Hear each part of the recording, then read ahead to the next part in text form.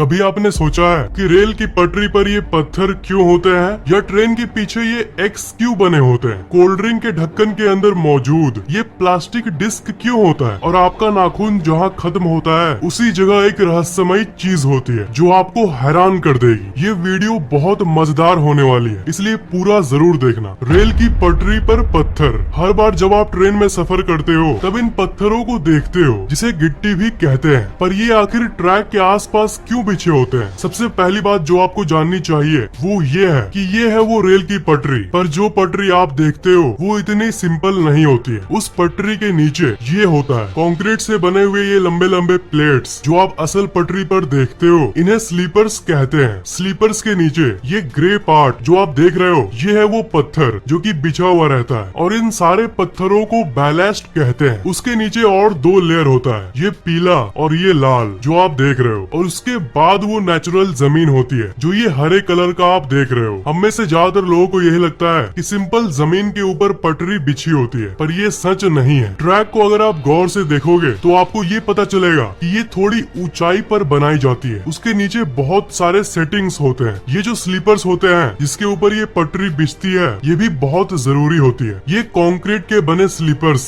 पटरी के बीच के गैप को बनाए रखती है और इस कंक्रीट के बने स्लीपर को एक जगह पर ये पत्थरें रखती है और यही इन पत्थरों का काम है। मतलब ये पत्थर इस सीमेंट के लंबे लंबे स्लीपर्स को एक जगह पर रखती है और ये स्लीपर इस लोहे के बने पटरी को एक जगह पर होल्ड करती है। मतलब मेन काम यहाँ पर पत्थर ही कर रहा है। एक ट्रेन का वजन लगभग 10 लाख किलोज होता है, तो आप सोच ही सकते हो कि एक लोहे का बना हुआ पतला सा ट्रैक ही इसे नहीं संभाल पाएगा। एक ट्रेन को संभालने में इस लोहे का और इस कंक्रीट के बने स्लीपर का और इन पत्थरों का, इन सब का मिल के योगदान होता है। पर देखा जाए तो फैक्ट ये है कि सबसे ज्यादा लोड इन पत्थरों पर ही जाता है। ये पत्थर ही वो चीज है जो ट्रैक को एक जगह पर फिक्स रखती है। पर रेलवे ट्रैक के नीचे कोई भी ऐसी वैसी गिट्टी का इस्तेमाल नहीं किया जाता। अगर इन गिट्टियों के बदले गोल गोल सॉफ्ट पत्थरों का इस्तेमाल किया जाता तो वो एक दूसरे से टकराकर गोल गोल घूमने लगते और पटरी एक जगह पर नहीं रह पाती। ट्रेन के वजन के चलते पटरी भी हिलने लगती, इसलिए स्पेशली नोकीले और रफ पत्थरों का इस्तेमाल किया जाता है जिसके कोने गोल ना हो, जिसे कि गिट्टी कहते हैं, ताकि जब भारी ट्रेन उस पर से पार हो तो ये नोकीले पत्थर आपस में अपना अकड़ बनाए रखे जो कि गोल पत्थर नहीं कर सकते। और इस अकड़ के चलते चलती हुई ट्रेन चाहे कितनी भी भारी हो, ये लोहे का बना हुआ पटरी और ये स्लीपर एक जगह पर फिक्स रहता है। इस पत्थर का और एक काम है, जैसा कि आप जानते होंगे कि अगर गिट्टी नहीं दी जाए तो ट्रैक का कुछ ऐसा हाल होगा, वो घास और पेड़ पौधों से भर जाएगा। तो वो पत्थर इन्हें भी उगने से रोकते हैं और घास को जमने से रोकने के साथ साथ ट्रैक के आसपास पानी के जमाव को भी रोकते हैं। तो अगली बार ट्रेन से सफर करो तो एक बार इन पत्थरों को सल्यूट कर देना और लोहे के बने ट्रैक के बदले इन पत्थरों को नोटिस करना कि कैसे ये पटरी को एक जगह पर रखते हैं। पर और एक बात आपके मन में आ रहा होगा कि मेट्रो ट्रेन जो होते हैं उसके ट्रैक में तो इन पत्थरों का इस्तेमाल नहीं होता। तो बात ये है कि जो डायग्राम मैंने आपको दिखाया ये मेट्रो ट्रेन में फॉलो नहीं होता है। डायरेक्ट स्लीपर्स को रखने के बाद ट्रैक को रख दिया जाता है बिना किसी गिट्टी के। ज्यादातर मेट्रो ट्रेन अंडरग्राउंड या फिर ब्रिज पर बने होते हैं, इसलिए पत्थरों का इस्तेमाल नहीं किया जाता क्योंकि मेट्रो का ये ट्रैक मिट्टी के जमीन पर नहीं बना होता, इसलिए यहाँ न पेड़ जमने का प्रॉब्लम होगा और न ही पानी जमने का। और जनरली मेट्रो ट्रेन का वजन नॉर्मल से कम होता है और वो छोटे छोटे क्यूट से होते हैं, इसलिए यहाँ मेट्रो ट्रेन के पटरी पर इन पत्थरों की जरूरत नहीं पड़ती। ट्रेन के लास्ट डब्बे पर एक्स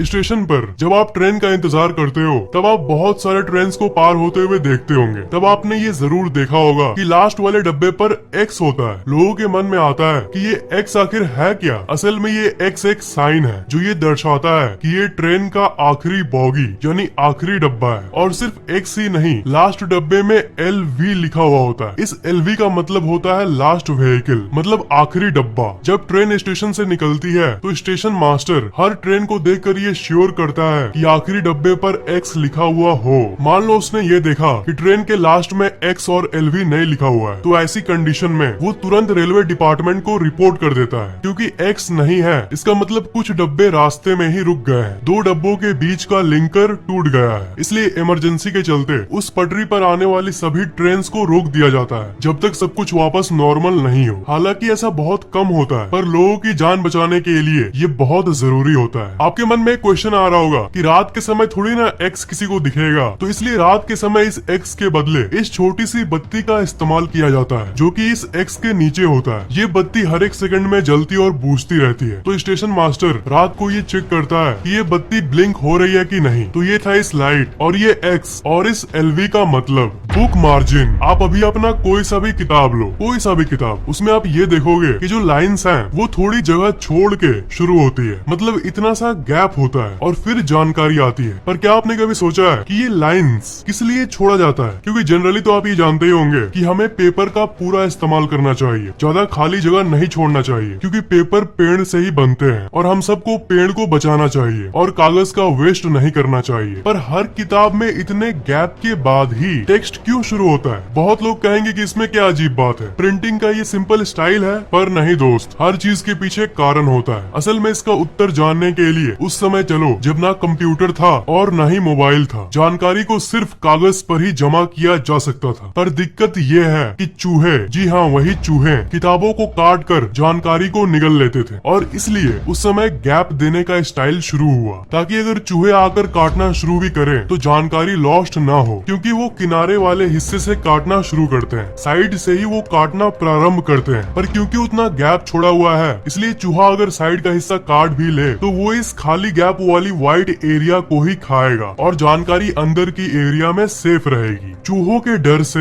हम लोगों ने ये गैप छोड़ा है। गजब बात है ना? बॉटल के अंदर वाली प्लास्टिक रबर डिस्क, आपने जरूर देखा होगा कि आप जो कोल्ड ड्रिंक खरीदते हो उसका जो कैप, जो ढक्कन होता है, उसके अंदर एक रबड़ का ऐसा डिस्क होता है। ये डिस्क एक्चुअली में एक प्रेशर सील का काम करता है, मतलब एक ऐसी चीज जो कि कोल्ड ड्रिंक को और उसमें मौजूद गैस को बाहर निकलने से रोकता है। वही एक चीज है जो कि बॉटल को एयर टाइट बनाता है, ताकि बाहर का हवा उसमें नहीं घुस पाए। सिर्फ ढक्कन अगर हो और ये डिस्क ना हो तो अंदर का गैस थोड़ा थोड़ा बाहर आना शुरू हो जाएगा। पर वो गोल्ड डिस्क एक्चुअली में एक्स्ट्रा प्रोटेक्शन देता है, ताकि थोड़ी सी भी गैस अंदर से बाहर ना निकले। बैग पर बना हुआ डायमंड, सारे बैग्स पर तो नहीं, पर आपने ज्यादातर बैग्स पर देखा होगा कि ऐसा डायमंड शेप का डिजाइन उसके ऊपर बना हुआ रहता है। ज्यादातर लोगों को लगता है कि ये सिर्फ डेकोरेशन यानी सिर्फ डिजाइन के लिए बनाया हुआ होता है, पर नहीं। इसकी फैक्ट जानने के लिए थोड़े समय पहले चलो। पहले के समय में बैग ज्यादातर वो लोग इस्तेमाल करते थे जो हाइकिंग और क्लाइंबिंग करते थे, यानी जो पहाड़ों पर जाते थे एडवेंचर के लिए या फिर रिसर्च के लिए। उन्हें बहुत सारा सामान लेके जाना पड़ता था, इसमें कोई कोई सामान बैग के अंदर फिट नहीं होता था। इसलिए बैग बनाने वाले ऐसे डायमंड शेप बनाते थे ताकि लोग अलग अलग सामानों को, जैसे एक्स्ट्रा जूतों को ऐसे टांग पाए। और किसी किसी हाइकिंग बैग पर तो ऐसे बहुत सारे एक्स्ट्रा डायमंड्स बने होते थे ताकि वो बहुत सारे एक्स्ट्रा सामान को टांग पाए। जो इस फैक्ट को नहीं जानते वो ऐसे डायमंड को देखेगा तो उसे तो ऐसे लगेगा कि ये सिर्फ डिजाइन के लिए बनाया गया है, पर सच्चाई तो कुछ और ही है, जो कि है कि ये एक्स्ट्रा चीजों को कैरी करने के लिए बनाया गया है। नेल क्यूटिकल्स, आप अभी अपने नाखून को ध्यान से देखो। जहाँ से नाखून शुरू होता है वहाँ से लेकर थोड़ी दूर तक ऐसी पतली लेयर होती है। हो सकता है कि आप अपने सारे अंगुलियों में नहीं देख पाओ क्योंकि ये बहुत पतला और छोटा होता है, पर एक न एक अंगुली में आप ये जरूर देख पाओगे। ध्यान से देखना, इसे क्यूटिकल्स कहते हैं। ज्यादातर लोग इसे यूजलेस चीज मानते हैं और बहुत लोग तो बारीकी से अपने क्यूटिकल्स को हटवा भी देते हैं ताकि उनका नाखून एकदम परफेक्ट दिखे। पर एक्चुअल साइंटिफिक फैक्ट की बात करें तो वो आपके नाखून के हेल्थ के लिए बहुत जरूरी होता है। असल में ये क्यूटिकल एक सुरक्षा कवच की तरह होता है जो कि आपके उस जगह को बैक्टीरिया से बचाता है जहाँ से आपका नाखून शुरू होता है। उस क्यूटिकल के बिना आपका नाखून का जो जड़ है जहाँ से वो शुरू होता है उसमें कई तरह के बैक्टीरिया एंटर कर सकते हैं, इसलिए वो क्यूटिकल आपके लिए जरूरी है। पैन के हैंडल पर छेद, आपके किचन में अगर ऐसी कोई पैन होगी तो उसके हैंडल पर इस जगह पर आपने इस छेद को जरूर देखा होगा। आपको क्या लगता है ये सिर्फ डिजाइन के लिए होता है? सिर्फ पैन में ही नहीं, ऐसे जितने सारे बर्तन होंगे उनमें से ज्यादातर में छेद यानी होल रहती है। 90% लोगों के दिमाग में ये आता है कि ये टांगने के लिए बनाया जाता है, पर असल में ये इसके लिए नहीं बनाया गया। हाँ, टांग सकते हो, पर असल वजह इज समथिंग एल्स। इसका असल वजह ये है, ये स्पून यानी चम्मच को अटकाने के लिए होता है ताकि जब आप कुछ बनाते हो और बीच में खाने को चलाते हो यानी स्टीर करते हो तो आप स्पून को वहीं पर फंसा पाओ। अगर आप खाने को चला के स्पून को कहीं और रख दोगे तो फिर वो लिक्विड इधर उधर लग जाता है और पूरा मेस हो जाता है। लेकिन अगर आप ऐसे रखोगे तो स्पून से अगर कुछ चुएगा भी तो वो उसी में जाके गिरेगा। इरेजर का ब्लू पार्ट, जी हाँ, उसी इरेजर की बात कर रहा हूँ जिससे पेंसिल का लिखा हुआ मिटाया जाता है। ऐसे जो इरेजर होते हैं जो 2 कलर्स के होते हैं, रेड और ब्लू, इसने मुझे बचपन में बहुत परेशान किया है। बहुत लोगों के मुंह से आपने सुना होगा कि ये जो ब्लू पार्ट है ना, ये पेन की इंक को मिटाने के लिए होता है। अगर आप पेन से लिखा हुआ इसे मिटाने की कोशिश करोगे तो ये आपके पेन से लिखी हुई चीज को और भी खराब कर देगा। ये 2 पार्ट असल में अलग अलग कामों के लिए होता है। इरेजर का ये रेड पार्ट नॉर्मल पेंसिल के लिखे हुए को मिटाने के लिए होता है, मतलब एक नॉर्मल इरेजर। पर ये जो ब्लू पार्ट है ये असल में नॉर्मल कागज से अलग, यानी जो